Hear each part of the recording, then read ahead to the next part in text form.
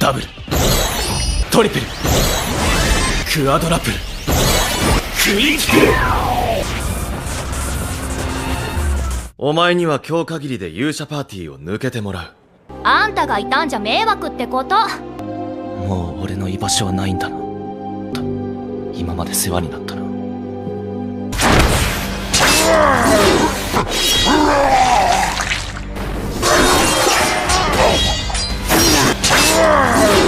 Orhan adalah pendiri kelompok petualang peringkat S terkuat. Namun, ia justru dikeluarkan oleh teman-temannya sendiri karena sihir pendukung miliknya dianggap tidak cukup berguna jika dibandingkan dengan milik orang lain. Padahal, sejak awal Orhan bukanlah seorang penyihir. Karena itu, ia memutuskan untuk kembali pada kemampuan dan hasrat sejatinya, seni berpedang, dengan tekad untuk menjadi petualang terhebat yang pernah ada. Sendirian, Orhan mengembara tanpa tujuan di dalam dungeon. Wajahnya tampak lelah, seolah jenuh dengan keberadaannya sendiri, hingga ia berpapasan dengan seekor tikus iblis. Ia pun menarik pedangnya, senjata yang sudah lama tidak ia gunakan. Menghadapkan wajahnya ke arah monster itu, Orhan menebasnya dengan satu serangan bersih yang mematikan. Saat itu ia menyadari bahwa dirinya sedikit berkarat setelah begitu lama tidak mengayunkan pedang. Aksi itu menarik perhatian tikus-tikus lain di dungeon, yang segera berlarian menghampirinya dan mencoba menyerang. Namun, makhluk-makhluk itu sama sekali bukan tandingan bagi pencipta kelompok pahlawan. Dengan gerakan cepat, Orhan menghabisi mereka satu persatu. Ia menatap inti-inti monster yang berserakan di lantai dungeon, dan berpikir bahwa dirinya mungkin tidak separah yang ia kira. Barangkali masih ada harapan baginya sebagai pendekar pedang solo. Namun, sebelum sempat berbalik badan, Orhan dikepung oleh sekelompok goblin yang jauh lebih kuat dibandingkan tikus iblis. Ia menyadari hal itu dengan jelas. Tak ingin mengambil risiko, ia menggunakan sihir pendukungnya pada dirinya sendiri, meningkatkan kekuatannya untuk sementara waktu, membuat tubuhnya lebih tangguh, dan pedangnya jauh lebih mematikan. Para goblin pun menyerang, tetapi mereka tetap bukan lawan bagi kecepatan dan keterampilan Orhan. Hasil pengalamannya berada di kelompok peringkat S. Ia membantai mereka satu demi satu, sembari menyadari bahwa ia tak pernah benar-benar mencoba menggunakan sihir pendukungnya pada diri sendiri sebelumnya, dan kini ia merasakan betapa luar biasanya kekuatan itu. Setelah gelombang pertama goblin tumbang, Orhan hampir saja menurunkan kewaspadaannya. Namun, sebelum sempat menarik napas, gelombang kedua goblin menyerangnya secara frontal. Menyadari bahwa efek sihir pendukungnya akan segera berakhir, Orhan melompat maju dan menebas semua goblin yang menghalangi jalannya, bahkan mengejar satu di antaranya hingga akhir untuk mengirimnya ke neraka. Tak lama kemudian, efek sihir pertahanannya pun memudar. Saat itulah Orhan menyadari bahwa mantranya hanya bertahan selama 3 menit dalam pertempuran. Artinya, ia harus sangat berhati-hati dalam menentukan kapan dan bagaimana menggunakannya. Tiba-tiba, gelombang ketiga goblin yang seolah tak ada habisnya memasuki dungeon dan berlari ke arahnya dengan kecepatan penuh, berniat menghabisinya. Sekali lagi, Orhan berhasil mengungguli mereka dan mulai membunuh satu persatu. Ketika menyadari bahwa sihirnya hampir berakhir, ia kembali mengaktifkan mantranya di saat-saat terakhir untuk melanjutkan serangan, hingga goblin terakhir dari gerombolan itu akhirnya tewas. Saat cahaya kehidupan memudar dari mata goblin terakhir, sebuah kenangan pahit kembali menghantui pikirannya. Ia teringat suatu sore ketika Oliver memasuki ruang kerjanya bersama Anali dan Derek, lalu dengan terang-terangan mengatakan bahwa mereka akan mengeluarkannya dari kelompok pahlawan. Orhan tertegun, berusaha memahami apa yang sedang terjadi. Ia menoleh ke arah Oliver, menanyakan apa sebenarnya maksud dari semua itu. Bukankah mereka sahabat sejak lama? Namun Oliver tetap dingin dan penuh perhitungan, mengatakan bahwa fakta mereka berasal dari desa yang sama tidak menutupi kenyataan bahwa Orhan adalah anggota paling tidak berguna di tim. Anali dan Derek ikut menimpali, mengklaim bahwa keberadaan Orhan hanya memperlambat langkah mereka dan menghalangi mereka untuk mencapai kejayaan. Hidup Orhan terasa berkelebat di depan matanya. Bagaimana mungkin sahabatnya sendiri memutuskan untuk menyingkirkannya dari kelompok yang ia dirikan? Kelompok yang dikenal sebagai kelompok pahlawan karena keberhasilan mereka menaklukkan dungeon demi dungeon dan menjadi salah satu yang terbaik di seluruh negeri. Oliver beralasan bahwa dalam misi penaklukan dungeon terakhir, ia mengamati kelompok lain dan melihat betapa hebatnya penyihir pendukung mereka. Dibandingkan dengan itu, Orhan dianggap sama sekali tidak berguna. Mendengar hal itu, Orhan membantah dengan keras, menegaskan bahwa ia memang bukan seorang penyihir pendukung sejak awal. Ia hanya mengambil peran itu karena tidak ada satupun anggota lain yang memiliki bakat sihir. Ia mengorbankan posisinya sebagai pendekar pedang, berlatih sebagai penyihir pendukung, bahkan menciptakan gaya sihirnya sendiri untuk menutupi kekurangan bakatnya. Namun Anali justru menertawakannya, menyebutnya pecundang, menyedihkan yang hanya mencari-cari alasan karena menurutnya Oliver sudah jauh lebih hebat sebagai pendekar pedang sejak awal. Dengan harapan terakhir, Orhan menoleh ke arah Oliver. Tetapi sahabatnya itu dengan dingin mengatakan bahwa mereka bahkan sudah menemukan penyihir pendukung pengganti, seseorang yang akan membantu mereka naik peringkat dan meraih kejayaan. Akhirnya, Orhan menerima kenyataan baru, tak ada lagi tempat baginya di kelompok itu. Dengan satu salam perpisahan terakhir, ia berbalik untuk pergi. Namun Anali kembali tertawa, mengatakan bahwa sejak awal Orhan memang tidak pantas berada di kelompok peringkat S, karena kemampuan pedang dan sihirnya hanya berada di peringkat A, seorang serba bisa yang payah. Ahli dalam tidak satupun. あんたがいたんじゃ迷惑ってこと。もう俺の居場所はないんだな。と今まで世話になったな。 Kembali ke masa kini, Orhan melangkah maju sambil memikirkan gaya bertarung baru yang telah ia kembangkan, perpaduan antara peran pendekar pedang dan penyihir. Ia memutuskan untuk tetap menjadi seorang serba bisa, namun pada saat yang sama, ia akan menguasai semuanya dan membuktikan betapa besarnya kesalahan Oliver dan yang lainnya. Saat hendak pergi, sekelompok 4 petualang berlari masuk ke ruang teleportasi dengan napas terengah-engah. Pemimpin mereka bertanya apakah semuanya baik-baik saja, karena mereka tidak menyangka akan menghadapi begitu banyak orki sekaligus. Salah satu anggota kelompok itu berkata bahwa mereka terpaksa meninggalkan seorang gadis. Sang pemimpin beralasan bahwa keputusan itu sudah benar. Jika mereka mencoba menolong gadis itu, mereka semua pasti mati. Lagi pula, gadis tersebut baru saja bergabung dengan kelompok mereka hari itu, sehingga tentu saja ia memprioritaskan sahabat lamanya. Luka akibat ditinggalkan oleh kelompoknya sendiri masih terlalu segar di benak Orhan. Karena itu, ia menoleh ke arah para petualang tersebut dan dengan dingin mengatakan bahwa ia membenci orang-orang seperti mereka. そういう奴らが一番不快だ。 Salah satu dari mereka bersikeras bahwa mereka sama sekali tidak bisa berbuat apapun untuk menolong gadis itu. Bahkan, salah satu pria mencoba menyerang Orhan. Namun, ia langsung dilumpuhkan dan diseret jatuh ke lantai ketika Orhan membentaknya dengan kasar, menyuruh mereka menutup mulut jelek mereka dan segera angkat kaki. Setelah itu, Orhan menoleh ke arah pemimpin mereka dan dengan amarah yang meluap bertanya kemana mereka telah membiarkan gadis itu mati. Di ujung sebuah gua, Orhan menemukannya dalam keadaan terpojok sepenuhnya, terdesak hingga ke dinding oleh sesuatu yang tampak seperti pasukan ork yang tak terhitung jumlahnya. Gadis itu terus mundur dengan air mata menggenang di matanya, sambil mengaktifkan perisai pertahanannya ketika para ork semakin mendekat.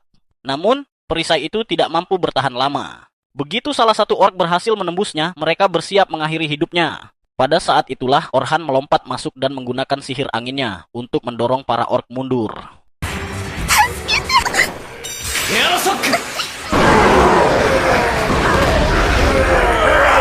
Gadis itu terkejut dan masih linglung, tetapi Orhan tidak menyia-nyiakan satu detik pun. Ia segera menghunus pedangnya dan menerjang ke arah para ork. Ork pertama mencoba menghantamnya hingga ke tanah, namun Orhan dengan mudah menangkis serangan itu. Dengan sihir pendukungnya sebagai penguat, ia menebas para orsi seolah-olah mereka terbuat dari mentega. Gadis itu berdiri terpaku dengan wajah bingung, bertanya-tanya apakah Orhan adalah seorang pendekar pedang atau seorang penyihir. Dengan sihir penguatannya, Orhan meningkatkan ketajaman pedangnya sebelum kembali menerjang, memotong senjata para orki sekaligus tubuh mereka. Dalam hati, ia mengakui bahwa para pria tadi memang benar, tidak mungkin mereka bisa menghadapi sebanyak itu ork sekaligus. Namun, ia lebih memilih mati daripada meninggalkan anggota kelompoknya. Dengan tekad itu, Orhan menebas puluhan monster dalam satu rangkaian serangan. Sementara gadis itu menyaksikan dengan penuh kekaguman, bertanya-tanya siapa sebenarnya pria ini. Orhan terus melanjutkan pembantaiannya. Dalam gelombang serangan kedua, ia berhasil menghabisi setiap orsi di dalam gua, meninggalkan hanya mayat-mayat dan inti kristal mereka yang berkilauan. Setelah semuanya berakhir, Orhan menoleh ke arah gadis berambut merah di ujung gua, namun mendapati gadis itu telah terbaring di lantai, pingsan ketika adrenalin mulai surut. Saat matahari mulai tenggelam, mereka keluar dari dungeon, dan gadis berambut merah itu memperkenalkan dirinya sebagai Sophia. Sebagai ungkapan terima kasih karena telah menyelamatkan nyawanya, ia mengajak Orhan makan malam. Orhan pun menerima ajakan itu dan mengikuti Sophia menuju sebuah kedai milik Silver Rabbits Guild. Di sana, ia menyadari bahwa Sophia adalah anggota guild tersebut karena terdapat lambang di jubahnya. Ia juga merasa gadis itu mengingatkannya pada seseorang, meski ia tidak bisa mengingat siapa. Kebingungan itu pun terjawab ketika Sophia memperkenalkannya kepada kakak perempuannya, Selma, yang ternyata sudah dikenal Orhan, seorang enchanter peringkat S dari kelompok lain. Selma adalah enchanter terkuat di negeri itu dan sosok yang mencetuskan sistem pembagian peran. Pendekar pedang sebagai penyerang, Tang sebagai penahan serangan, dan penyihir sebagai pendukung. Ia memandangi Orhan dengan tatapan jijik dan bercanda, akan menelepon FBI karena adiknya baru berusia 14 tahun. Sophia pun buru-buru menjelaskan bahwa Orhan benar-benar telah menyelamatkan nyawanya. Setelah itu, Selma sedikit tenang dan memarahi adiknya karena masuk ke dungeon sendirian, tanpa memberitahu dirinya terlebih dahulu. Percakapan pun berlanjut, dan Orhan menceritakan bahwa ia telah dikeluarkan dari kelompok pahlawan, sehingga kini praktis menjadi pengembara. Mata Selma langsung berbinar, membuat Orhan bertanya-tanya apakah ia berniat merekrutnya. Namun sebelum itu terjadi, Orhan menegaskan bahwa ia belum berniat bergabung dengan kelompok manapun dalam waktu dekat. Selma menyuruhnya berhenti berbesar kepala, lalu bertanya apakah ia tertarik pada sebuah pekerjaan. Hal itu membuat Orhan terkejut sekaligus penasaran. Selma menjelaskan bahwa keesokan harinya, sebuah kelompok besar dari Silver Rabbits Guild akan turun ke dungeon. Ekspedisi itu akan dipenuhi petualang baru, dan anggota berpangkat tinggi bertugas melindungi mereka, memastikan para bos lantai yang muncul setiap 10 tingkat dapat dikalahkan tanpa korban jiwa. Ekspedisi tersebut telah mendapat lampu hijau dari sponsor, dan Selma sangat berharap Orhan bersedia ikut sebagai petualang tambahan. Ia juga menegaskan bahwa ia benar-benar menghormati kekuatan dan kemampuan Orhan. Jika tidak, ia tidak akan mengajukan permintaan ini. Ucapan itu menusuk hati Orhan, karena alasan ia dikeluarkan dari kelompok pahlawan dahulu adalah karena rekan-rekannya terpesona oleh sihir Selma dan merasa mereka membutuhkan penyihir yang lebih baik. Akhirnya, Orhan setuju dengan satu syarat. Ia hanya akan turun ke dungeon sebagai pendekar pedang, karena ia menganggap dirinya bukan lagi seorang penyihir. Selma sempat khawatir, tetapi memutuskan bahwa merekrutnya jauh lebih penting, karena kemungkinan besar Orhan akan kembali ke peran utamanya jika keadaan menjadi genting. Setelah makan malam, Orhan mengunjungi sebuah toko perlengkapan, dan pemiliknya, seorang lelaki tua, langsung menyapanya seperti sahabat lama. Pria itu adalah pembuat baju zirah dan senjata Orhan sejak awal, sejak Orhan belum menjadi siapa-siapa. Dengan hati berat, Orhan mengungkapkan bahwa ia tak lagi bisa mempromosikan tokonya, karena sudah bukan bagian dari kelompok pahlawan. Ia merasa tak ada lagi yang peduli senjata apa yang ia gunakan, atau dari mana ia mendapatkan zirahnya, lalu meminta maaf karena mengecewakannya. Namun, lelaki tua itu hanya tersenyum dan berterima kasih atas semua yang telah Orhan lakukan sejauh ini. Ia berkata bahwa orang-orang tetap akan mendengarkan Orhan karena ia adalah orang baik yang kuat dan suatu hari pasti akan menemukan jalan kembali ke puncak. Kata-kata itu membuat mata Orhan berkaca-kaca. Ia sadar bahwa masih ada orang yang menaruh harapan padanya. Dan sejak saat itu, ia bertekad untuk memberikan segalanya dan membangun kembali dirinya dari nol. Keesokan paginya, Orhan pergi bersama Sophia untuk menemui pemimpin Silver Rabbit Clan, seorang pria bernama Finch. Finch menyambut Orhan di gedung klan dan memperkenalkan dirinya. Orhan membalas dengan mengatakan bahwa merupakan kehormatan baginya bertemu pemimpin klan sekuat Silver Rabbit. Finch tersenyum dan berkata bahwa Orhan tidak perlu bersikap terlalu tegang karena mereka berdua setara. Ia mengaku sudah lama mengetahui pencapaian Orhan dan paham bahwa Orhan adalah salah satu alasan utama kesuksesan kelompok pahlawan. Menurut Finch, sudah saatnya mereka mengesampingkan basa-basi dan mulai memikirkan apa yang sebenarnya dipikirkan masing-masing. Fokus mereka kini adalah tugas yang ada di depan mata, ekspedisi pelatihan ini. Finch menoleh ke arah Selma untuk meminta penjelasan, dan perempuan itu pun mulai berbicara. Ia menjelaskan bahwa mereka akan menempuh perjalanan dari lantai pertama dungeon hingga lantai ke-51 hanya dalam waktu 3 hari saja. Menurutnya, pada hari pertama mereka akan berhenti di lantai 21, lalu pada hari kedua melanjutkan perjalanan hingga lantai 36. Dan akhirnya pada hari ketiga mereka menargetkan untuk menaklukkan lantai ke-51. Sambil menjelaskan rencana tersebut, Selma teringat percakapannya dengan Finch pada hari sebelumnya, ketika ia pertama kali memberitahu bahwa Orhan telah dikeluarkan dari parti pahlawan. Saat itu, Finch langsung mengatakan bahwa parti pahlawan telah membuat kesalahan terbesar dalam hidup mereka. Tanpa Orhan, yang selama ini mengatur segalanya dengan sempurna, kekuatan mereka tidak akan pernah bisa menyamai kondisi sebelumnya. Selma pun setuju dengan penilaian tersebut. Ia mengatakan bahwa sihir pendukung milik Orhan telah membawa mereka mencapai tingkat yang sangat tinggi, sesuatu yang mustahil diraih tanpa bantuannya. Ia memahami bahwa secara kekuatan mentah, Sihir pendukung Orhan memang tidak sekuat para penyihir pendukung peringkat S lainnya. Namun, kekurangan itu tertutupi oleh kecepatan mantranya yang setidaknya 4 kali lebih cepat, bahkan dibandingkan dengan dirinya sendiri. Selma juga teringat pertempuran-pertempuran sebelumnya, di mana Orhan menggunakan berbagai mantra orisinal ciptaannya sendiri. Lebih dari itu, kemampuannya memahami situasi pertempuran dan meresponsnya dengan keputusan yang tajam benar-benar tidak tertandingi. Tanpa kehadiran Orhan, parti pahlawan tidak akan mampu mempertahankan posisi puncak mereka. Hal itu membuka peluang bagi Silver Rabbits untuk menyusup dan merebut gelar sebagai parti terkuat di negeri ini. Semua penjelasan tersebut membuat Finch sedikit kebingungan. Ia tidak mengerti mengapa seorang enchanter pendukung berbakat seperti Orhan mau menyetujui raid gabungan ke dungeon, padahal hampir tidak ada keuntungan yang bisa ia peroleh. Selma menjawab bahwa penyihir pendukung sering kali tidak mendapatkan ketenaran yang seharusnya mereka terima. Memang benar, dirinya cukup terkenal, tetapi itu semata-mata karena aksinya cukup mencolok untuk menarik perhatian. Sementara itu, para penyihir yang benar-benar kuat justru kerap tenggelam dalam bayang-bayang tanpa pengakuan apapun. Lamunan itu terhenti ketika Orhan angkat bicara dan memastikan bahwa akan ada 10 parti pemula yang memasuki dungeon, ditemani oleh 5 orang pengawal, termasuk Selma dan dirinya sendiri. Para pemula akan menghadapi monster secara bergiliran, tetapi jika terjadi sesuatu di luar dugaan, para pengawal akan turun tangan untuk memastikan para pemula tetap aman tanpa cedera. Namun Orhan merasa ada satu hal yang membingungkan. Ia pun bertanya mengapa hanya ada 5 pengawal. Jika tujuan mereka adalah memastikan pengalaman yang aman bagi para pemula, bukankah lebih baik menyewa beberapa parti peringkat E dibandingkan hanya 5 orang peringkat S? Selma menjawab bahwa alasan mereka tidak melakukan itu adalah agar para pemula tetap merasakan tekanan menjelajahi dungeon sehingga tidak terlalu melebih-lebihkan kemampuan mereka sendiri. Orhan sama sekali tidak mempercayai penjelasan tersebut. Namun, ia sadar bahwa mereka tidak akan mengungkapkan motif sebenarnya kepada orang luar yang tidak berafiliasi dengan klan manapun. Bagaimanapun juga, Orhan memutuskan untuk menerima misi tersebut karena ia memang tidak memiliki kegiatan lain. Finch tampak senang dan mengatakan bahwa Orhan akan dibayar 2 keping emas di muka, serta 10 keping emas tambahan setelah tugas selesai. Hal itu sedikit mengejutkan Orhan, karena jumlah tersebut setara dengan penghasilan selama 1 tahun penuh. Namun, Selma menjelaskan bahwa mereka sangat menghargainya, sehingga ingin memastikan ia menerima kompensasi yang pantas. Orhan pun mengucapkan terima kasih dan berjanji akan menemui mereka keesokan paginya, dengan harapan semuanya berjalan lancar. Pagi hari pun tiba. Orhan datang ke pintu masuk dungeon, tempat ia melihat banyak petualang baru telah berkumpul untuk memulai perjalanan mereka. Ia segera menemukan Sophia dan Selma yang sudah siap berangkat. Orhan memuji pakaian Selma, tetapi hal itu justru membuat Sophia kesal.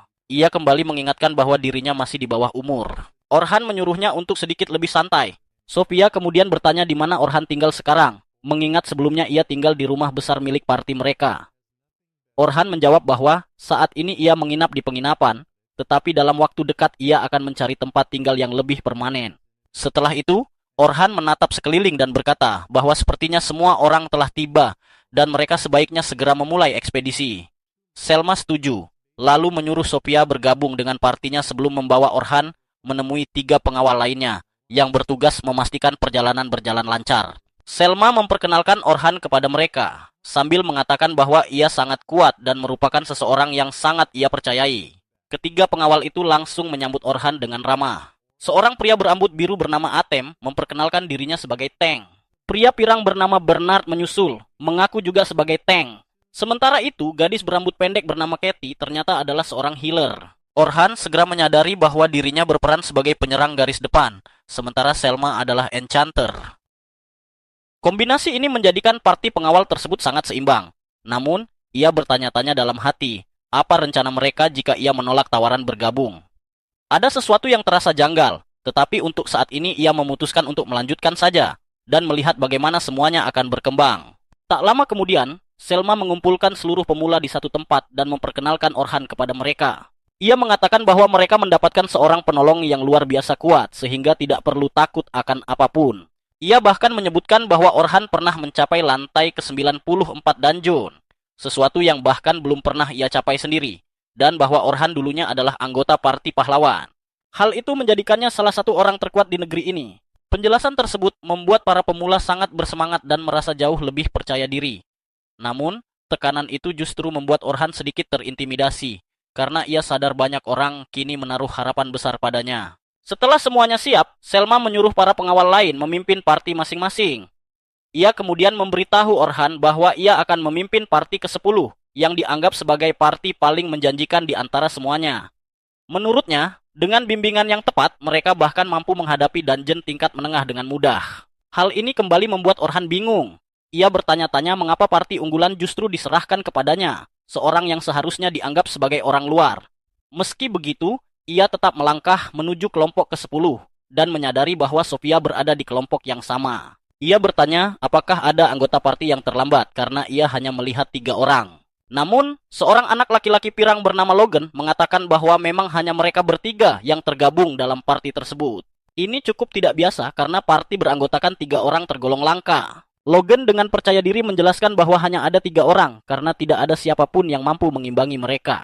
Ia mengaku sebagai pemimpin parti dan menyatakan bahwa dirinya adalah seorang enchanter yang suatu hari nanti akan menjadi jauh lebih hebat daripada Selma sendiri. Orhan segera menyadari bahwa anak laki-laki itu memiliki masalah sikap dan ia pun bertanya-tanya apakah hal tersebut kelak akan berbalik menjadi bumerang. Namun, untuk saat ini ia memilih melanjutkan ke gadis kedua. Gadis itu memperkenalkan dirinya sebagai Carol, seorang tank. Akan tetapi, Orhan segera menyadari bahwa ia sama sekali tidak mengenakan zirah apapun. Ia pun bertanya apakah Carol akan mengenakan perlengkapan pelindung setelah mereka masuk ke dungeon. Tetapi gadis itu dengan santai menjawab bahwa ia tidak menggunakan perisai maupun armor. Orhan kemudian bertanya apakah itu berarti ia lebih berfokus pada menghindar daripada menahan serangan. Carol mengiyakan, menjelaskan bahwa ia tidak ingin satupun monster menyentuhnya. Tang tipe penghindar seperti ini tergolong sangat langka, karena mereka biasanya mengandalkan kecepatan luar biasa, serta keterampilan tinggi untuk mengelak dan melakukan serangan balik dari jarak dekat.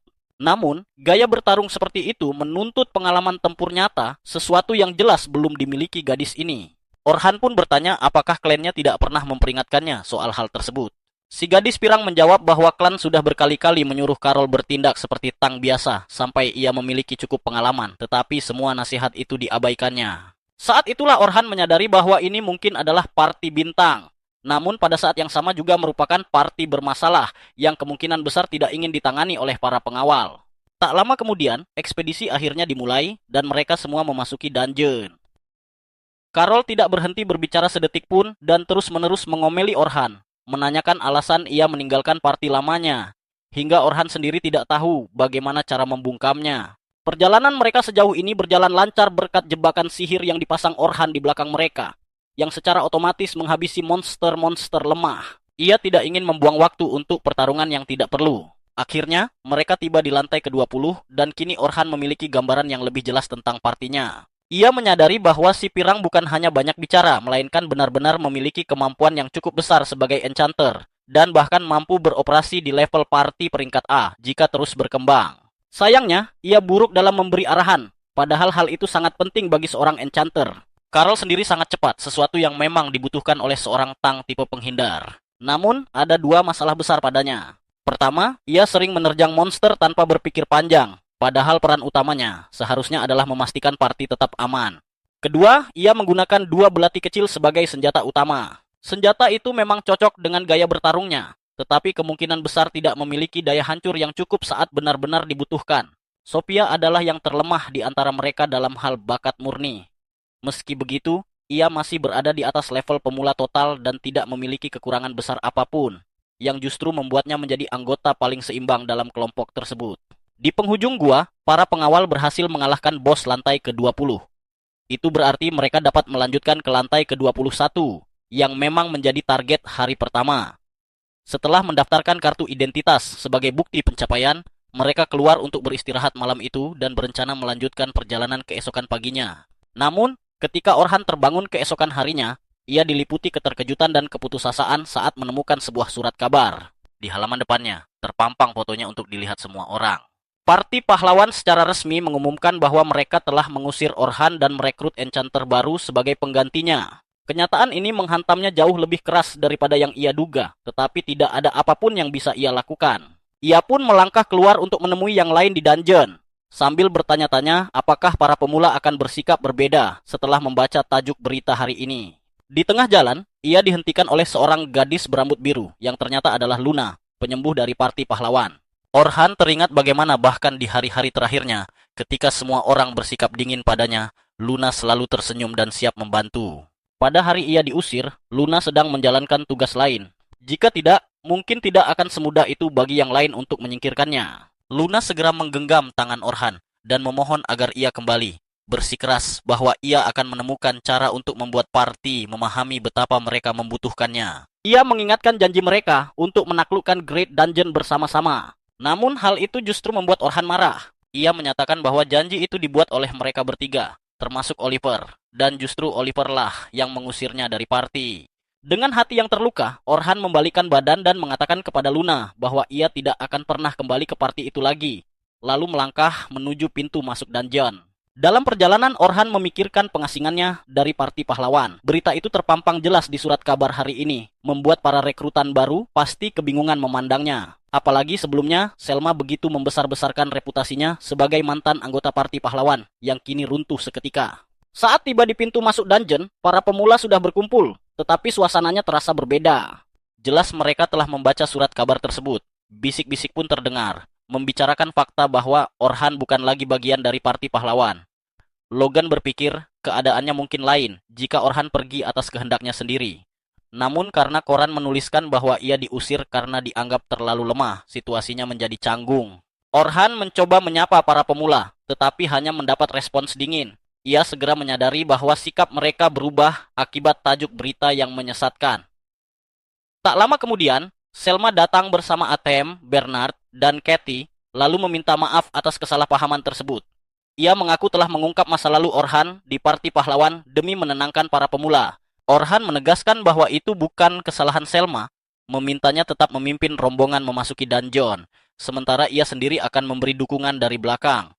Atem, Bernard, dan Kathy pun mengingatkan bahwa satu fakta tak terbantahkan. Orhan adalah salah satu dari sedikit orang yang pernah mencapai lantai ke-94 dan kembali hidup. Kecurigaan pun sedikit mereda. Saat bergabung dengan partinya, Sophia dan Carol menyapanya hangat, sementara Logan tampak ragu. Untuk mencairkan suasana, Orhan menyinggung surat kabar hari ini. Sophia dan Carol menolaknya mentah-mentah, sedangkan Logan langsung menanyakan kebenaran isi berita itu. Orhan mengakui bahwa berita tersebut secara teknis benar ia memang dikeluarkan dari party karena dianggap lemah, serta meminta maaf karena tak menceritakannya sejak awal. Namun Sophia segera membantah, menegaskan bahwa Orhan sangat kuat dan pernah mengalahkan gerombolan orc sendirian tanpa kesulitan. Berterima kasih atas kepercayaan itu, Orhan meyakinkan rombongan bahwa meski bukan lagi pahlawan, ia mampu membantu mereka mencapai lantai ke-51 dengan aman. Para gadis menerima penjelasan itu, sementara Logan justru tampak kecewa. Tak lama kemudian, mereka pun memasuki dungeon. Hari itu, para rekrutan bergerak dari lantai ke-20, 1 hingga lantai ke-35. Peran Orhan hanya mengamati dari belakang dan turun tangan jika situasi benar-benar tak terkendali. Perjalanan mereka berjalan lancar. Carol menaklukkan seluruh monster di lantai ke-24 dengan belati kembarnya, serta gaya bertarung jarak dekat yang agresif dan personal. Di sisi lain, Sophia berhasil menghadapi monster-monster besar di lantai ke-30. Pencapaian yang bahkan membuat Orhan terkejut dan diam-diam menyadari bahwa ia sempat meremehkan kemampuannya. Tak lama kemudian, mereka memasuki lantai ke-31, lantai tengah yang menandai wilayah asing bagi para rekrutan. Kali ini, Orhan memimpin di barisan depan, waspada terhadap bahaya yang mengintai. Benar saja, ia segera merasakan keberadaan sekelompok goblin, disusul seekor orc yang tersesat di area yang sama. Meski situasinya sedikit rumit, Orhan tetap tenang dan memberi perintah. Carol menangani goblin, sementara Sophia menghadapi ORC dengan sihir jarak jauhnya. Perintah itu langsung dijalankan. Carol menerjang goblin tanpa ragu, sedangkan Sophia bersiap melawan Ors. Orhan sempat meminta Logan memberi dukungan, namun sebelum kalimatnya selesai, Logan sudah lebih dulu membentuk lingkaran sihir dan melantunkan mantra peningkat kelincahan untuk Carol. Meski begitu, di dalam hatinya Logan masih meragukan kelayakan Orhan sebagai pembimbing, menganggap arahannya terlalu sederhana. Keadaan mendadak memburuk ketika kehadiran orc memicu trauma lama Sophia, membuatnya panik dan kehilangan fokus. Situasi itu nyaris berujung bencana, terlebih Logan tengah memusatkan sihirnya pada Carol. Dalam kebingungan, Logan menatap Orhan, mempertanyakan perannya sebagai pembimbing. Namun keraguan itu sirna saat Orhan membentuk tanda sihir yang menurunkan kecepatan Orsi secara drastis. Ia mendekati Sophia dan dengan suara tenang memintanya mengambil waktu, membidik dengan tepat, serta mengingat bahwa ia jauh lebih kuat daripada lawannya. Mendengar itu, Sophia menarik napas dalam-dalam dan melepaskan bola api raksasa yang menghancurkan orc hingga berkeping-keping. Aksi tersebut mengejutkan semua orang, termasuk Orhan. Karol segera memeluk Sophia, sementara Orhan memujinya atas serangan luar biasa itu. Tak lama kemudian, mereka pun tiba di lantai ke-35, di mana mereka berhadapan dengan seekor tarantula kematian. Logan langsung kehilangan ketenangannya, yakin bahwa mereka semua akan mati karena merasa mustahil mengalahkan makhluk tersebut.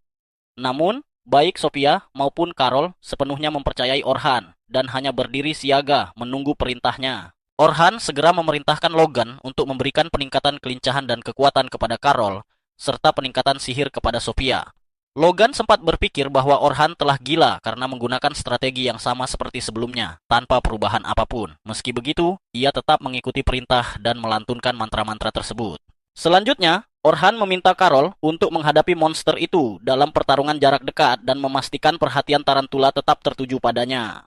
Karol mengangguk mantap dan langsung menerjang ke arah monster tersebut. Logan berusaha menghentikannya, namun Orhan menahan Logan, menjelaskan bahwa jika ia ikut maju ke depan, mereka semua justru akan berada dalam posisi yang sangat tidak menguntungkan. Kemudian, Orhan memerintahkan Sophia untuk melompat ke atas monster dan menyayat punggungnya. Sophia segera memahami tugas itu, melompat ke atas kepala tarantula dan menggoreskan pedangnya dari depan hingga ke belakang. Orhan lalu meminta Sophia untuk terus mengalihkan perhatian monster tersebut sambil mengingatkannya agar berhati-hati karena laba-laba itu berbisa dan semua serangannya harus dihindari tanpa gagal. Tarantula itu mulai menusuk Karol dengan kaki-kakinya yang runcing, namun Karol terus menghindar, bahkan berhasil menepis beberapa serangan balik. Melihat situasi tersebut, Orhan mengatakan kepada Logan bahwa ia harus terus mempertahankan mantranya pada Karol karena nyawanya kini benar-benar berada di tangan Logan. Setelah itu, Orhan beralih kepada Sophia dan memintanya untuk melumpuhkan monster tersebut.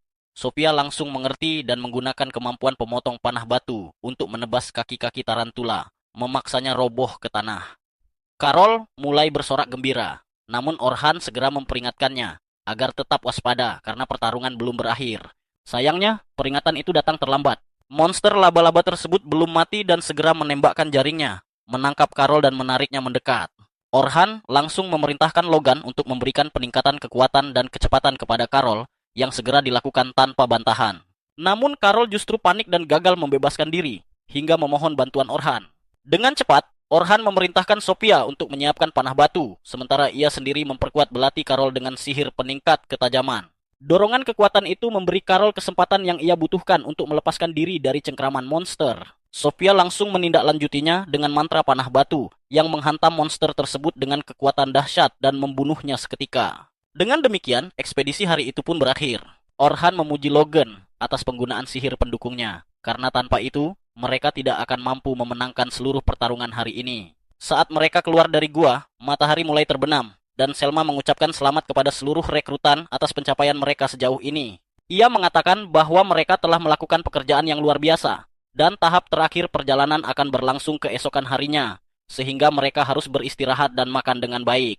Setelah itu, mereka pun berpisah menuju jalan masing-masing. Namun Orhan dihentikan oleh Athem dan Bernard yang mengajaknya makan siang bersama. Setelah berpikir sejenak, Orhan menerima tawaran tersebut, karena tidak setiap hari ada orang yang mentraktirnya. Dalam perjalanan kembali ke kota, Logan bertanya kepada Sophia tentang pertemuannya di masa lalu, saat Orhan pertama kali menyelamatkan nyawanya, termasuk detail tentang jenis sihir yang digunakan. Sophia mencoba mengingat dan menjawab bahwa Orhan pertama-tama menggunakan semburan angin, lalu memperkuat pedangnya dengan sihir sebelum menebas setiap orc hingga hancur. Mendengar itu, Logan menyadari bahwa ada sesuatu yang sangat berbeda dari Orhan. Hari ini ia melihat sendiri bagaimana Orhan dengan santai menggunakan sihir untuk menurunkan kelincahan ORC yang menyerang Sophia. Mantra-mantra semacam itu dikenal sebagai debuff dan sangat sulit untuk dilakukan. Bahkan penyihir berbakat seperti Selma pun hampir tidak mampu menggunakan satu debuff dalam beberapa hari. Itu pun dengan banyak persiapan. Selain itu, Orhan bertindak layaknya seorang perapal sihir yang sempurna. Ia tahu kapan harus menggunakan aspek tertentu dari sebuah mantra dalam pertarungan tim, memahami dengan tepat kapan efek peningkatan akan berakhir, dan bahkan menggunakan sihir antisipatif untuk memprediksi pergerakan musuh. Semua itu membuat Logan menyadari bahwa selama ini ia sepenuhnya salah menilai Orhan. Ia bukanlah penyihir biasa, melainkan seorang jenius sejati. Kembali ke kota, Orhan singgah di sebuah kedai bersama Bernard dan Athem. Mereka mempersilahkannya memesan apapun yang ia inginkan karena semua akan mereka tanggung. Tak lama kemudian, mereka mulai menanyakan peran sebenarnya Orhan. Mengingat dulu ia dikenal sebagai seorang enchanter di dalam kelompok pahlawan, sementara sekarang ia mengaku sebagai seorang pendekar pedang. Orhan pun menjelaskan bahwa sejak awal dirinya selalu bercita-cita menjadi pendekar pedang. Semua itu bermula ketika ia menyaksikan kakeknya menebas seekor monster besar yang pernah mengamuk dan memasuki desa mereka. Pemandangan itu terpatri kuat di benaknya, membuatnya bertekad bahwa apapun yang terjadi, ia akan menjadi seorang pendekar pedang. Keinginan itu sempat terwujud karena ia memang berperan sebagai pendekar pedang di dalam kelompok pahlawan. Namun, keadaan mulai berubah ketika mereka menuruni lantai-lantai bawah. Laju perjalanan mereka perlahan melambat, seiring meningkatnya kekuatan dan keganasan monster yang mereka hadapi. Pada saat yang sama, Selma memopulerkan strategi tim di mana seluruh anggota sepenuhnya bergantung pada keputusan sang enchanter. Tanpa banyak pilihan, mereka pun memutuskan untuk menerapkan strategi yang sama. Sayangnya, di dalam seluruh kelompok tersebut tidak ada satupun yang memiliki afinitas alami sebagai enchanter. Pilihan terbaik dan satu-satunya jatuh kepada Orhan. Demi kepentingan tim, ia akhirnya merelakan posisinya sebagai pendekar pedang dan mengambil peran sebagai enchanter. Dalam hati, Orhan berpikir pahit bahwa kelompok pahlawan sudah tidak memiliki peluang untuk menaklukkan lantai berikutnya. Namun ia segera menepis pikiran itu, merasa bahwa semua itu tak lagi layak untuk dipikirkan. Kepada kedua temannya, ia mengungkapkan tekad barunya. Ia ingin menjadi pendekar pedang paling seimbang, yang mampu menghadapi bahkan lantai-lantai bawah sendirian, tanpa bergantung pada kelompok manapun. Ia sama sekali tidak menyadari bahwa pada keesokan harinya, kelompok pahlawan akan datang menemuinya di dungeon yang justru ingin ia taklukkan. Keesokan paginya, Orhan melangkah menuju gua, sambil memikirkan bahwa hari itu kemungkinan besar akan menjadi hari terakhirnya memimpin kelompok muda tersebut. Dari kejauhan, tak jauh dari pintu masuk, ia melihat Sophia dan anggota lainnya sudah menunggunya. Sambutan hangat langsung menyambut kedatangannya, dan Orhan bisa merasakan perbedaan yang jelas. Kepercayaan diri kelompok itu terhadapnya tampak jauh lebih kuat dibandingkan hari sebelumnya. Bahkan Logan, yang biasanya kaku, terlihat jauh lebih terbuka dan penuh kepercayaan. Tak lama kemudian, Carol angkat bicara. Ia mengatakan bahwa karena ini adalah hari terakhir, Sophia sebenarnya ingin menyampaikan sesuatu. Dengan senyum usil, Carol menyenggol Sophia, mendorongnya agar berani berbicara. Namun, Sophia justru terdiam. Raut wajahnya menunjukkan rasa gugup dan malu, yang membuatnya tak sanggup mengungkapkan isi hatinya. Padahal, malam sebelumnya, saat mandi, Sophia sempat bercerita kepada Carol bahwa ia berharap Orhan mau tetap tinggal di Clan Night Rabbit dan membantu mereka mencapai puncak. Sebelum Sophia sempat mengumpulkan keberanian untuk berbicara langsung, Orhan dipanggil oleh Selma. Ia pun berpamitan sempat berjanji kepada Sophia bahwa mereka akan berbicara nanti. Dalam perjalanannya menuju para pemandu lain, Orhan tanpa sengaja mendengar obrolan para pendatang baru yang membahas bahwa kelompok pahlawan juga akan memasuki dungeon hari itu. Mereka berencana melakukan uji coba dengan anggota baru untuk memastikan kerja sama tim berjalan baik. Rasa penasaran membuat Orhan bertanya-tanya lantai mana yang akan mereka tuju. Tak lama kemudian, ia mengetahui bahwa mereka tidak akan langsung menuju lantai terdalam, yakni lantai 94, melainkan memulai dari lantai 92. Mendengar hal itu, Orhan terkejut. Menurutnya, memulai dari lantai setinggi itu dengan anggota baru adalah keputusan yang gegabah. Ia merasa seharusnya mereka mencoba lantai yang lebih rendah terlebih dahulu demi membangun kekompakan. Namun pada akhirnya, Orhan memilih mengabaikan urusan kelompok pahlawan dan memusatkan pikirannya pada tujuan yang sedang ia jalani. Di lantai 92, Oliver, pemimpin kelompok, membakar semangat timnya. Ia meyakinkan semua orang bahwa mereka seharusnya tidak akan menemui banyak kesulitan meski tetap harus waspada. Perhatiannya kemudian tertuju pada anggota terbaru mereka, Philly, seorang enchantress berambut hijau. Sang Tank meminta Philly menunjukkan kemampuannya, sementara sang penyihir dengan nada meremehkan menyindir bahwa Philly bukanlah tukang serba bisa setengah-setengah seperti Orhan, sehingga tidak akan menjadi masalah. Pandangan Oliver lalu beralih kepada Luna, yang sejak tadi memilih diam sebagai bentuk penentangan diam-diam. Ia memang tidak pernah menginginkan Orhan pergi. Namun Oliver yakin bahwa setelah penjelajahan ini, bahkan Luna pun akan mengakui bahwa keputusan mereka benar dan bahwa Orhan adalah masalah utama. Kenyataannya, Luna sama sekali tidak dilibatkan dalam rencana untuk menyingkirkan Orhan. Ia baru mengetahui semuanya malam sebelumnya, saat Oliver mengadakan pesta kecil untuk merayakan bergabungnya Philly. Dalam suasana itu, Anneli dan Derek mengejek Orhan, menyebut bahwa kini mereka memiliki enchantress yang sesungguhnya, dan bukan sosok serba bisa yang tak berguna. Mereka membual bahwa dengan Philly, mencapai lantai 100 hanyalah soal waktu. Anneli bahkan sempat mengatakan bahwa kelompok mereka sebenarnya kaya raya. Hanya saja Orhan terlalu berhati-hati dalam menggunakan uang. Ucapan itu membuat Philly merasa tidak nyaman, mempertanyakan apakah dana kelompok memang boleh dipakai untuk kepentingan pribadi. Anneli menepis kekhawatiran itu dengan enteng. Sementara Oliver memotong pembicaraan dan menyatakan bahwa membahas Orhan sudah tidak relevan lagi. Saat gelas-gelas diangkat untuk menyambut Philly, Luna tiba-tiba masuk ke ruangan dengan napas terengah. Ia meminta berbicara dengan Oliver. Menyadari ada orang asing di sana, ia meminta percakapan itu dilakukan secara pribadi. Namun Oliver menolak dan memilih membahasnya di depan semua orang. Dengan terpaksa, Luna mengungkapkan bahwa ia baru mendengar Orhan akan ikut dalam penyerbuan bersama Night Silver Rabbit, dan ia tidak mengerti bagaimana hal itu bisa terjadi. Kebingungan langsung menyebar.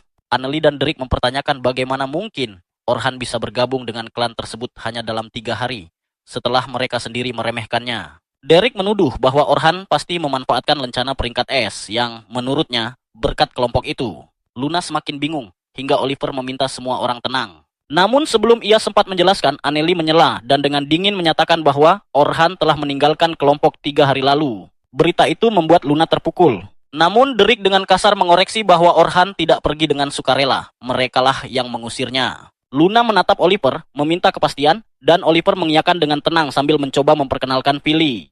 Luna langsung memotongnya, menegaskan bahwa ia sejak awal menolak siapapun yang menggantikan Orhan. Amarah pun meledak, membuat suasana semakin panas, meski Oliver berusaha menenangkan keadaan. Oliver berargumen bahwa Orhan sudah tidak cukup baik bagi kelompok mereka, dan hanya akan menjadi beban. Namun Luna dengan tegas menolak, menyebut Orhan sebagai inti kelompok dan alasan utama mereka bisa melangkah sejauh ini. Ia yakin tanpa Orhan, mereka tidak akan bisa melangkah lebih jauh. Sayangnya, keputusan sudah dibuat dan Orhan telah dikeluarkan. Menutup perdebatan, Oliver mengalihkan pembahasan ke rencana berikutnya. Ia menyatakan bahwa bersama Philly, mereka akan memulai dari lantai 92 dan perlahan naik hingga lantai 94.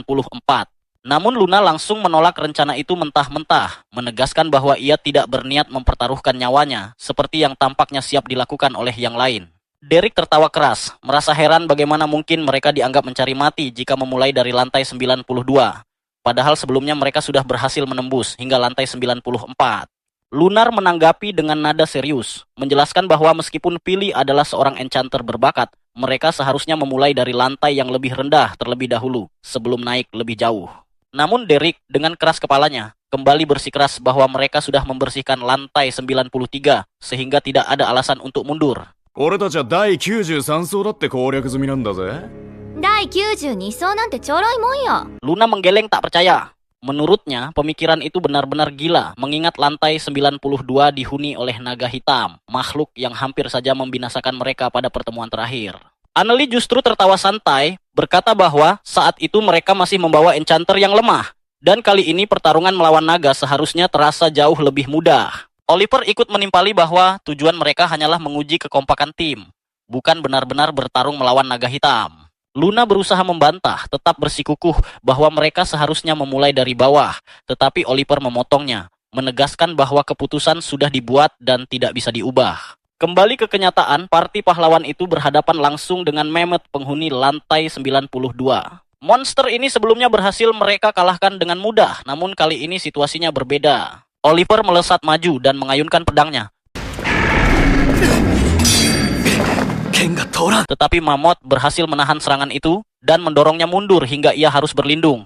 Sementara Derek bersiap menghadapi serangan balasan. Begitu berada di balik perlindungan, buff pada tubuh Oliver memudar, dan ia kembali merasakan sensasi berat yang menekan seluruh tubuhnya setiap kali efek penguat itu hilang. Ia menoleh pada Philly dan bertanya mengapa buff mereka begitu cepat melemah. Philly menjawab bahwa ia masih belum sepenuhnya memahami ritme pertarungan tim, dan seiring waktu seharusnya semuanya akan membaik. Jawaban itu mengejutkan Oliver, mengingat bagaimana Orhan dulu mampu memahami seluruh gaya bertarung mereka hanya dalam beberapa jam pertama di dungeon. Belum sempat ia merenung lebih jauh, Mammoth tiba-tiba melepaskan ledakan energi ke arah Derek. Ia mencoba menahannya, tetapi justru terpleset membuat serangan itu berbelok ke arah Anneli. Teriakan marah pun keluar dari mulutnya, memaki Derek yang dianggap ceroboh. Bahkan Derek sendiri kebingungan, bertanya-tanya mengapa pertahanannya terasa begitu rapuh, padahal serangan seperti itu seharusnya mudah ia tangkis. Annelie kemudian terjun langsung menembakkan rentetan api ke arah monster. Namun, serangan itu nyaris tak memberikan dampak apapun. Fire Barrette! Oliver berteriak agar ia bertarung dengan serius, tetapi Annelie membalas bahwa ia sudah melakukan yang biasa ia lakukan. Hanya saja entah mengapa kekuatannya terasa jauh berkurang. Oliver segera meminta Philly untuk kembali meningkatkan daya sihir Annelie, dan perintah itu pun dilakukan. Sayangnya, bahkan setelah diperkuat, ledakan api tersebut tetap tak meninggalkan bekas sedikit pun pada tubuh Memoti.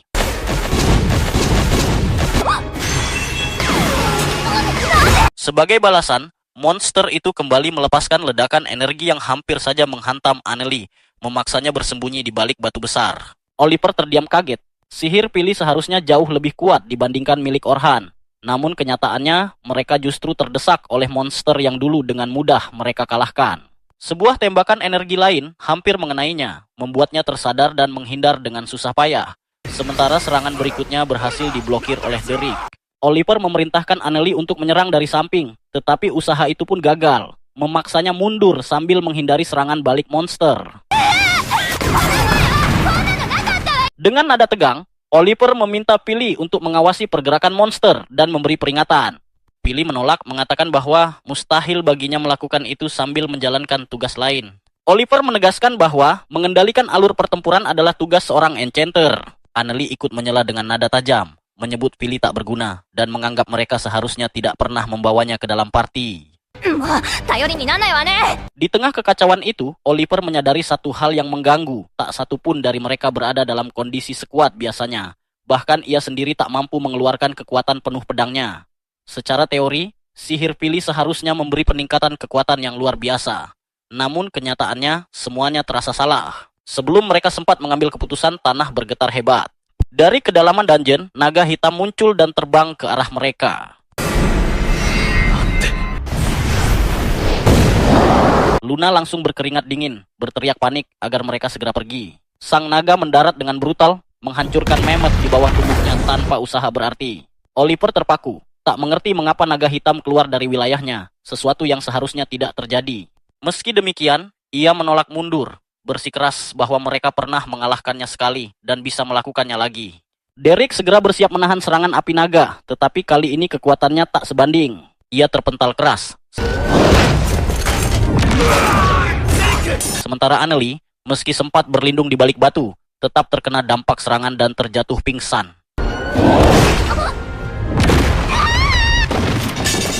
Luna mendesak Oliver untuk segera kabur, namun Oliver malah memerintahkan Philly untuk memperkuatnya. Ia mengerahkan serangan andalannya, menabrakkan kekuatan pedangnya dengan semburan api naga. Tenseng! Benturan dahsyat itu membuatnya terpental, berlutut di tanah dalam keadaan linglung dan tak tahu harus berbuat apa. Dengan cepat, Luna menariknya dan mengatakan bahwa satu-satunya jalan keluar adalah menggunakan kristal teleport darurat, atau mereka akan mati di tempat. Philly memperingatkan bahwa teleport itu akan mengirim mereka langsung ke ruang bos tingkat lebih rendah, memaksa mereka bertarung lagi. Namun Luna menegaskan bahwa mereka tak punya pilihan lain. Oliver akhirnya mengalah, mengumpulkan seluruh anggota tim dan membuka portal pelarian. Namun, tepat sebelum mereka melangkah masuk, naga hitam menyerbu, menghantam mereka hingga terpental.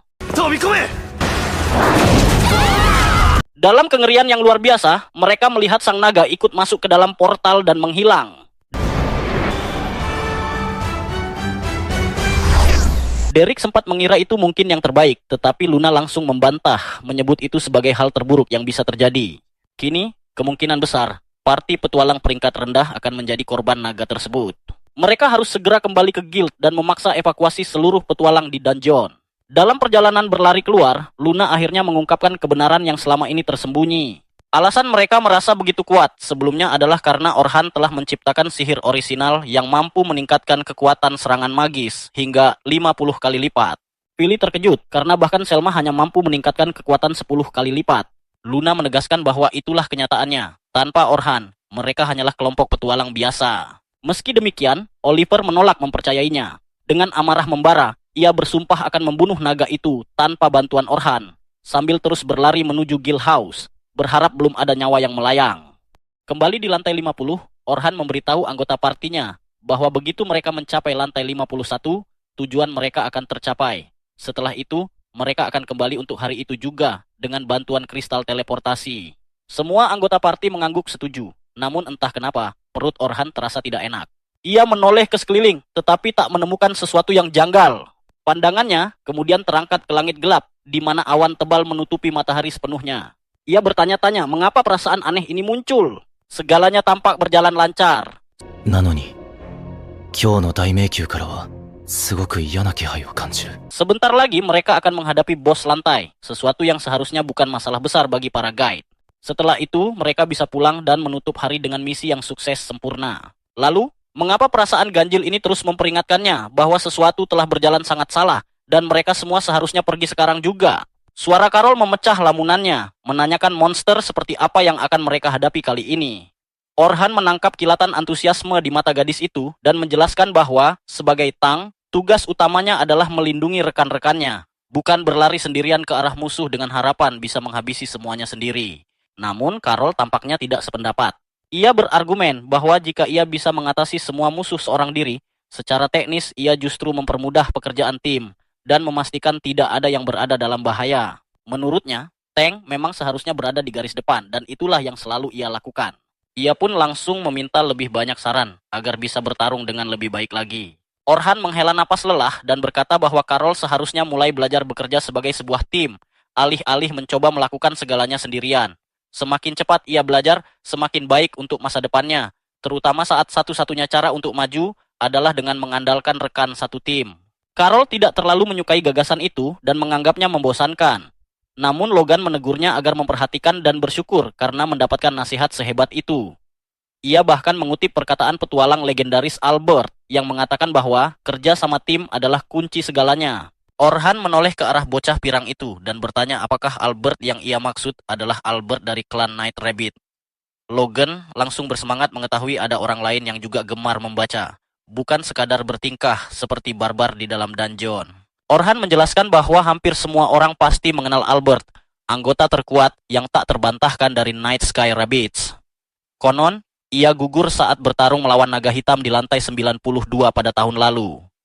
Logan menambahkan bahwa bahkan dalam kematiannya, Albert telah menjadi legenda yang akan selalu dikenang. Namun suasana Karol berubah muram. Dengan suara pelan, ia berkata bahwa Albert mati saat mencoba melindungi salah satu rekannya, meski itu memang tugas seorang Tang. Wajahnya semakin gelap ketika ia melanjutkan bahwa Albert tahu kematiannya akan menghapus senyum dari wajah keluarganya, tetapi ia tetap tidak peduli. Itulah sebabnya Karol percaya bahwa cara terbaik menjadi pelindung adalah menjaga orang yang dilindungi tetap sejauh mungkin darinya. Ia menyimpulkan bahwa jika ia bertarung sendirian di garis depan sementara timnya tetap di belakang, maka mereka tidak akan berada dalam bahaya dan masih bisa melarikan diri jika keadaan memburuk. Orhan melihat luka yang tersimpan di wajah Karol dan memutuskan bahwa ini sudah di luar kapasitasnya. Sebagai orang luar, ia merasa seharusnya tidak ikut mencampuri lebih jauh. Untuk mencairkan suasana, ia berkata bahwa hari ini ia akan sangat mengandalkan Karol untuk menghadapi para musuh.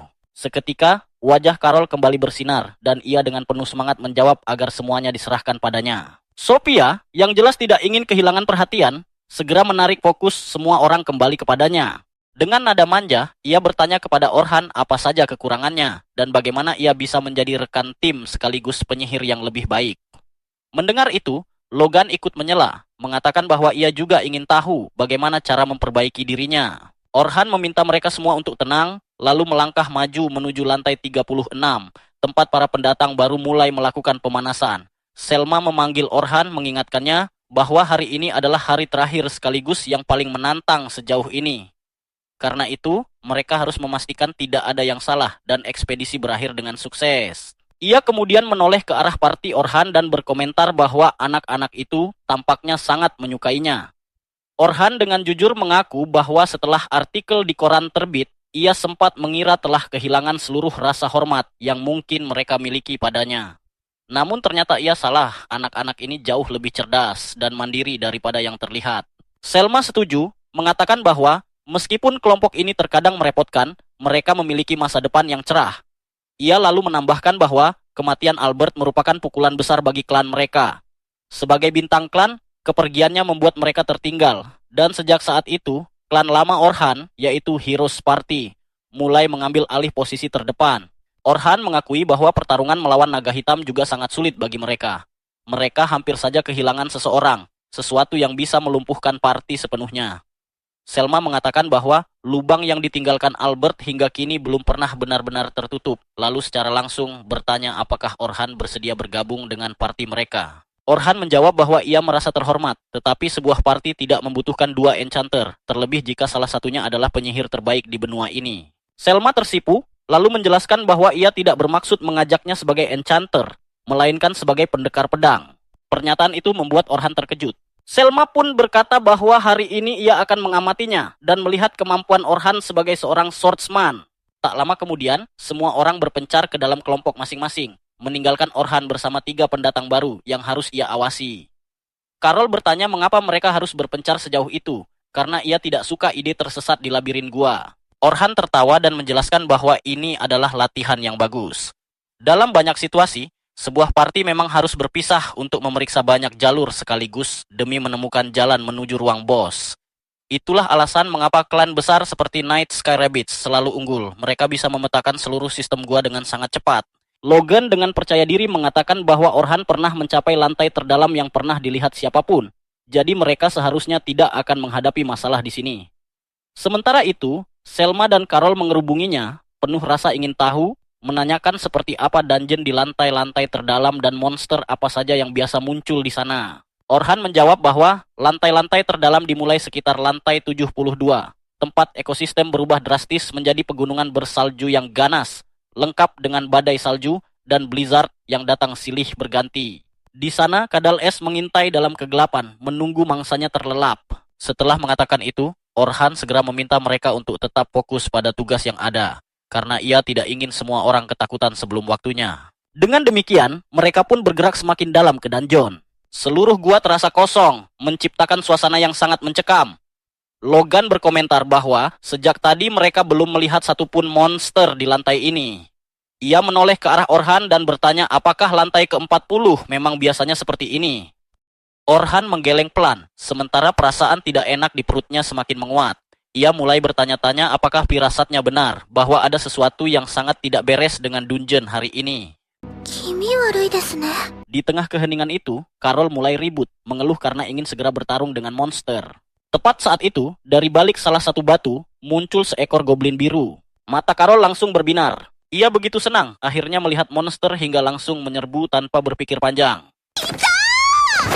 Mate, Caroline! Orhan berusaha menghentikannya, namun Carol sudah terlanjur melaju terlalu jauh. Dengan cepat, Orhan menggunakan sihir pelemah kelincahan untuk memperlambat goblin tersebut, memungkinkan Carol menghabisinya dengan satu serangan cepat. Carol pun mulai merayakan kemenangannya, tetapi Orhan segera menegurnya agar tidak gegabah saat menghadapi musuh.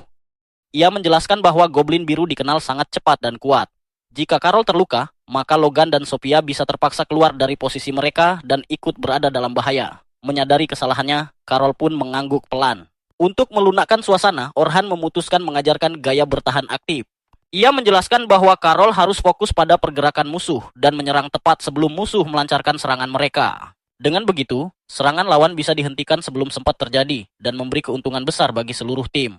Carol mendengarkan dengan penuh kekaguman, sampai tiba-tiba Logan mendorongnya ke samping dan meminta arahan juga. Namun sebelum Orhan sempat menjawab, Logan memperingatkan semua orang untuk berbalik. 2 monster serigala melesat dari belakang, namun sebuah perangkap sihir aktif lebih dulu dan menancapkan duri-duri ke tubuh mereka. Orhan lalu menjelaskan kepada Logan bahwa ia sebaiknya mulai mempelajari sihir perangkap, agar tim bisa fokus pada musuh di depan tanpa harus khawatir diserang dari belakang. Logan menyerap setiap kata dengan antusias sambil berpikir dalam hati bahwa ia ingin menjadi penyihir seperti Orhan dalam segala hal. Selanjutnya, Orhan menoleh ke Sophia dan menyarankannya untuk mulai belajar menggunakan 2 mantra sekaligus. Sophia mengakui bahwa itu terdengar rumit, namun Orhan meyakinkannya bahwa hal tersebut tidak sesulit yang dibayangkan dan bisa dikuasai siapa saja dengan latihan. Ia bahkan mengatakan bahwa penyihir tingkat lanjut mampu menggunakan belasan mantra secara bersamaan. Sophia terkejut dan bertanya mengapa ia tidak fokus saja pada versi sihir yang lebih kuat.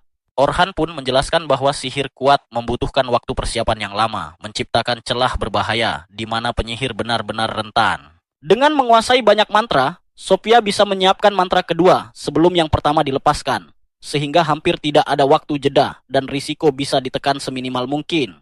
Akhirnya, mereka tiba di ruang bos, tepat para pemandu berkumpul dan meminta para pendatang baru untuk mundur dan menyaksikan saja. Orhan memasuki ruang bos bersama yang lain dan meminta mereka fokus menyerang, sementara ia akan mendukung semaksimal mungkin. 数分で片付けちゃいましょう。 Pertarungan pun dimulai. Dalam sekejap, Orhan bergerak ofensif, memanfaatkan momen sempurna untuk menyerang kaki monster tepat sebelum serangan dilancarkan, membuatnya terhuyung ke belakang. Sebelum monster sempat menata ulang posisinya, Orhan sudah memasang perangkap di belakangnya, menciptakan dinding yang mencegahnya menghindar. Selma segera menggunakan sihir multijurus, menciptakan 5 lingkaran sihir sekaligus. Sang tank menahan serangan, dan pendekar lainnya mengakhiri pertarungan dengan 1 tebasan bersih.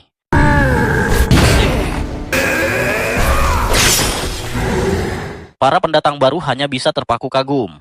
Logan nyaris tak percaya dengan presisi para petarung peringkat atas. Tidak ada satu langkah pun yang terbuang, semuanya sempurna. Ekspedisi pun berlanjut, menaklukkan lantai demi lantai, hingga akhirnya mencapai ruang bos lantai 50. Bos kali ini adalah kepiting raksasa dengan cangkang yang nyaris tak bisa dihancurkan. Selma mengatakan kepada Orhan bahwa ia adalah yang terkuat di antara mereka. Jika ia mampu menebas capit raksasa itu, maka yang lain bisa menyelesaikannya, dan mereka semua bisa pulang untuk berpesta. Orhan tersenyum, menghunus pedangnya, dan melangkah maju dengan penuh percaya diri. Sang Tang sempat memperingatkannya agar berhati-hati karena cangkang kepiting itu sangat keras, namun Orhan tampak tak peduli. Ia melompat ke udara dan menghantamkan pedangnya ke sendi capit kepiting, menebasnya dengan mudah. Ancaman terbesar pun lenyap.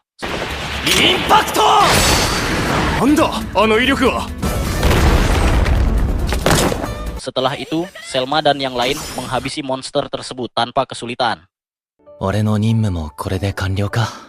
Tepuk tangan bergema saat ekspedisi akhirnya berakhir dan semua bersiap untuk kembali pulang. Namun perayaan itu terhenti mendadak ketika Orhan merasakan firasat mengerikan. Tiba-tiba, realitas itu sendiri retak dan seekor naga hitam muncul dari celah dimensi terbang lurus ke arah mereka. Kokuryu! Darah Orhan seakan membeku saat pandangannya bertabrakan dengan sosok naga hitam. Tanpa berpikir panjang, ia berteriak sekuat tenaga agar semua orang segera lari. Namun, tampaknya hanya dia satu-satunya yang masih mampu berpikir jernih. Kokuryu da. Machigai nai. Bahkan para pemandu peringkat A lainnya terpaku di tempat tubuh mereka terkunci oleh tekanan luar biasa yang dipancarkan makhluk itu. Para ranker yang tak mampu bergerak hanya bisa bertanya dalam hati, mengapa ini terjadi? Mengapa monster sejati seperti ini muncul di lantai dengan tingkat serendah ini? Selma adalah satu-satunya yang masih bisa berpikir, meski tubuhnya pun tak sanggup bergerak. Dalam hati, ia menyadari bahwa ia harus segera mengambil alih komando saat ini juga, demi memastikan para rookie bisa lolos dari bencana ini. Namun, aura sang naga terasa begitu menyesakkan. Udara menjadi berat seolah oksigen tersedot habis dari sekitar mereka. Pikiran Selma dipenuhi kisah-kisah horor tentang naga hitam, monster pemangsa petualang, yang membantai mangsanya hingga tak tersisa bentuk. Sementara itu, Orhan memeras otaknya, mencari satu-satunya jalan keluar dari situasi mematikan ini. Tiba-tiba ia tersadar, mereka telah mengalahkan bos lantai ini. Artinya, jika mereka bisa mencapai kristal di ujung gua ini, mereka dapat berteleportasi dengan aman. Itulah satu-satunya jalan keluar. 急いでみんなで向かえば逃げられる。 Ia berniat mengajak yang lain mengikuti rencananya, namun saat berbalik, ia tertegun. Semua orang masih terperangkap dalam kondisi seperti trance, tak mampu mengalihkan pandangan dari monster itu. Situasi ini sangat mengerikan. Monster secara naluriah tertarik pada kerumunan besar.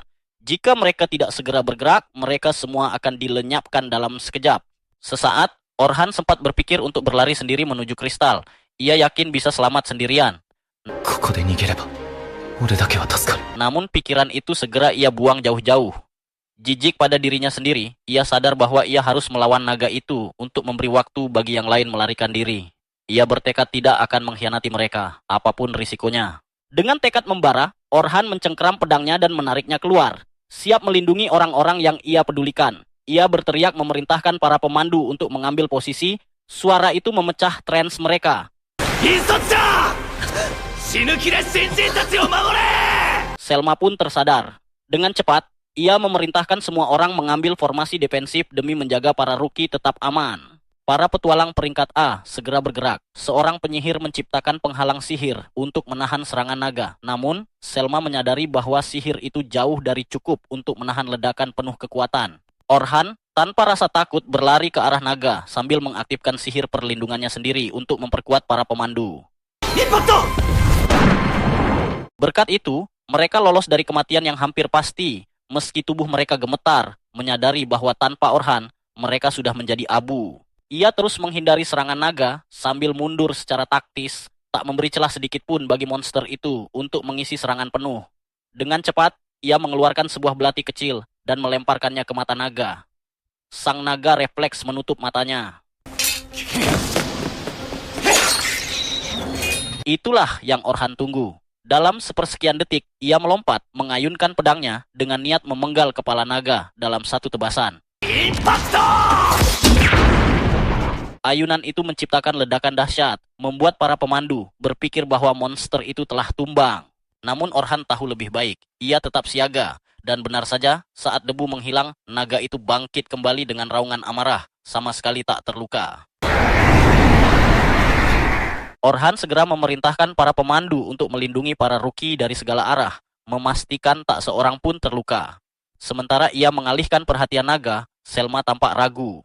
Namun Orhan tersenyum padanya, menenangkan dan berkata agar ia tidak khawatir, ia punya rencana. Ia meminta para ruki bertahan, lalu melesat kembali ke arah naga. Sang naga langsung mengumpulkan napas apinya dan menyerang. Orhan menghindar dengan lincah, berlari mengitari monster itu untuk memancing perhatiannya. Selma dan yang lain terperangah melihat keterampilan dan keberanian Orhan. Ia mempertanyakan dirinya sendiri. Benarkah keputusan membiarkan Orhan menghadapi monster yang bahkan telah membunuh pahlawan legendaris Albert? Ia menyadari betapa dalam perasaannya pada Orhan, dan betapa hancurnya ia jika sesuatu terjadi padanya. Namun Orhan sepenuhnya tenggelam dalam pertarungan. Ia menghindari satu serangan demi serangan lainnya, bahkan berhasil memantulkan salah satu serangan naga kembali ke arahnya sendiri.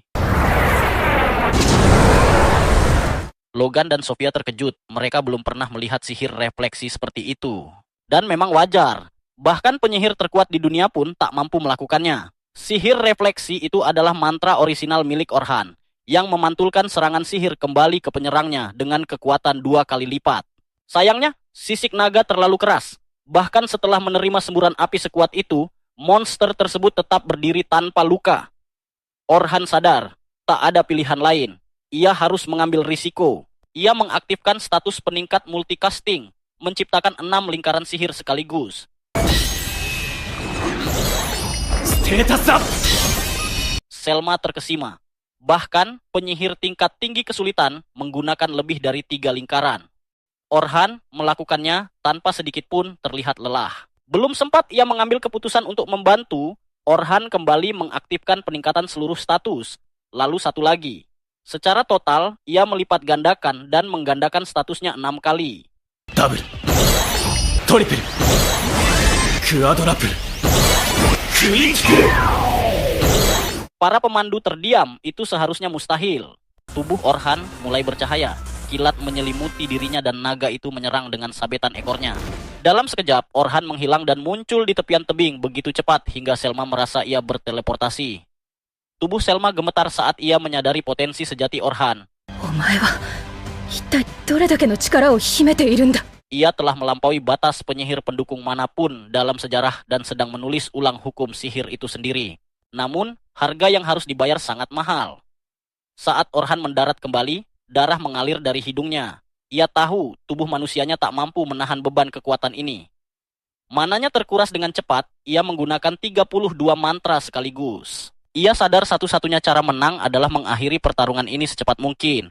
Dengan sisa tenaga, ia berlari ke arah naga, menghindari serangan, lalu melompat untuk menyerang dari atas. Naga itu menyadari niatnya dan mengayunkan ekornya. Namun Orhan bukan orang bodoh. Ia menciptakan pijakan mana di udara, berdiri di atasnya, membuat serangan naga meleset sepenuhnya. Logan tertegun. Ia bertanya-tanya dalam hati apakah ini adalah salah satu mantra asli miliknya. Orhan baru saja menggunakan mantra spesialnya yang disebut Magic Convergence, sebuah sihir yang mampu menyedot mana dari lingkungan sekitar, lalu memusatkannya ke dalam area kecil. Oliver memiliki kemampuan yang sama, tetapi ia menggunakannya sepenuhnya untuk menyerang, sementara urusan pertahanan selalu ia serahkan pada Orhan. Oliver kembali menerjang naga itu. Ia memperkuat ketajaman pedangnya sebelum mengayunkannya sekali lagi. Ikuzo Kokuryu! Impacto! Kali ini serangannya berhasil. Pedangnya menghantam leher sang naga dengan kekuatan dahsyat. Sang naga roboh ke tanah dengan dentuman berat. Logan dan Sophia bersorak mengira makhluk kegelapan itu telah benar-benar dikalahkan. Namun, Selma tahu lebih baik. Ia menyadari bahwa naga itu kemungkinan hanya terluka ringan. Di sisi lain, Orhan tampak sudah berada di batas kemampuannya. Ia terhuyung, berusaha menjaga keseimbangan sambil memaksakan diri terus menyerang. Tak ingin memberi naga itu sedikit pun kesempatan untuk pulih. Selma ingin ikut membantu, tetapi ia sadar bahwa bahkan para anggota terkuat klan mereka saat bertarung bersama tidak mampu melukai naga itu sedikit pun. Lalu apa yang bisa ia lakukan? Naga itu bangkit kembali. Dengan semburan napas api, ia menciptakan jarak antara dirinya dan Orhan, lalu mengumpulkan sihir gelap di sekeliling tubuhnya dan menembakkan rentetan tombak sihir. Orhan mengandalkan kecepatannya untuk menghindari sebagian besar serangan itu. Di tengah kekacauan, pikirannya melayang ke masa lalu. Ke masa ketika hidup terasa penuh warna dan kebahagiaan saat ia bermain di jalanan bersama Oliver tanpa beban apapun. Hingga suatu hari, semuanya berubah. Sekelompok bandit menyerang desa mereka, menghancurkan segalanya, dan merenggut semua yang mereka cintai. Mereka tak berdaya, hanya bisa menangis sementara dunia di sekeliling mereka terbakar. Keesokan paginya, mereka menguburkan setiap orang yang berhasil ditemukan. Sejak saat itu, mereka berdua bersumpah untuk menjadi lebih kuat setiap hari, hingga mampu melindungi orang-orang dan hal-hal yang berharga bagi mereka, agar tak seorang pun bisa merenggutnya lagi. Kenangan itu menjadi bahan bakar bagi Orhan. Ia melangkah keluar dari debu, berjalan lurus menuju naga itu, menolak untuk menyerah meski maut terasa begitu dekat. 何も難しいことじゃない。今そこにいる敵を倒すだけだ。 Naga mulai mengisi serangan terkuatnya, serangan yang telah merenggut nyawa begitu banyak petualang hingga dianggap sebagai perwujudan kematian itu sendiri. Orhan bersiap. Saat tombak-tombak sihir kembali ditembakkan, ia bergerak meliuk dan menyelinap di antaranya. Serangan-serangan itu meleset hanya sejengkal darinya. Ia terus maju, melepaskan sihir bola api sebagai pengalih perhatian, lalu mencoba menebas kepala naga itu. Namun kengerian menyergapnya. Tebasan pedangnya gagal. Sisik naga mengeras seperti perisai yang tak dapat dihancurkan. Orhan segera mundur, menghindari sebagian besar tombak sihir, lalu menciptakan dinding pelindung di depannya. Naga mengubah pola serangannya, melengkungkan salah satu tombak untuk menyerang dari belakang. Serangan itu pasti akan membunuh siapapun. Tapi refleks Orhan yang nyaris seperti dewa membuatnya mampu memantulkan tombak itu dan menyelamatkan nyawanya. Ia terus menekan, menyerang dan menghindar tanpa henti, memastikan naga itu tak punya ruang untuk menyerang para petarung pemula. Ia teringat bahwa dulu ia bertarung bersama tim, masing-masing dengan peran sendiri. Kini ia sendirian. Pikiran itu ia singkirkan. Ia ingat sumpahnya, mengalahkan naga ini seorang diri dan menjadi petualang yang tak membutuhkan siapapun untuk bertahan di dungeon manapun. Dengan tekad itu, Orhan memasang kartu jebakan yang terus menghujani naga dengan serangan presisi tanpa henti, memberinya waktu untuk mengisi Magic Convergence ke dalam pedangnya, mirip dengan jurus pamungkas Oliver, hanya saja bilah pedangnya kini sepenuhnya hitam. Dan seperti yang kita tahu, sekali menjadi hitam, tak ada jalan kembali. Ia mengayunkan serangan itu dengan seluruh kekuatannya, menembus serangan naga, dan menghantam dadanya, tepat sasaran. Namun, sebelum ada waktu untuk merayakan, naga itu kembali bangkit dan menyerang balik, memaksa Orhan berlari dan menghindari serangan demi serangan. Penguat tubuhnya mulai memudar. Dengan sisa mana terakhir, ia kembali meningkatkan kemampuannya dan menghantam naga itu dengan serangan dahsyat yang menjatuhkannya dari udara.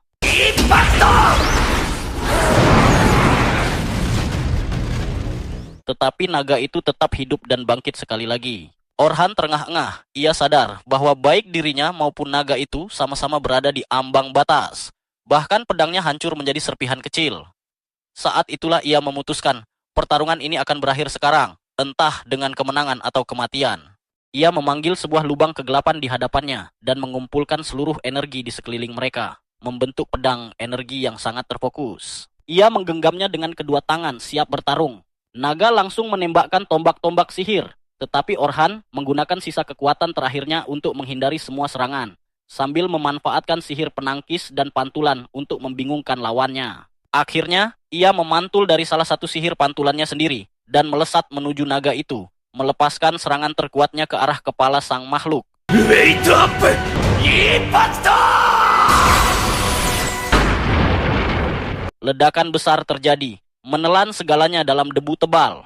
Saat debu perlahan menghilang, Selma melihat Orhan masih hidup. Ia terengah-engah, bersandar pada pedang energi itu, tanpa menyadari bahwa ia baru saja mencetak sejarah sebagai orang pertama yang berhasil mengalahkan naga hitam seorang diri.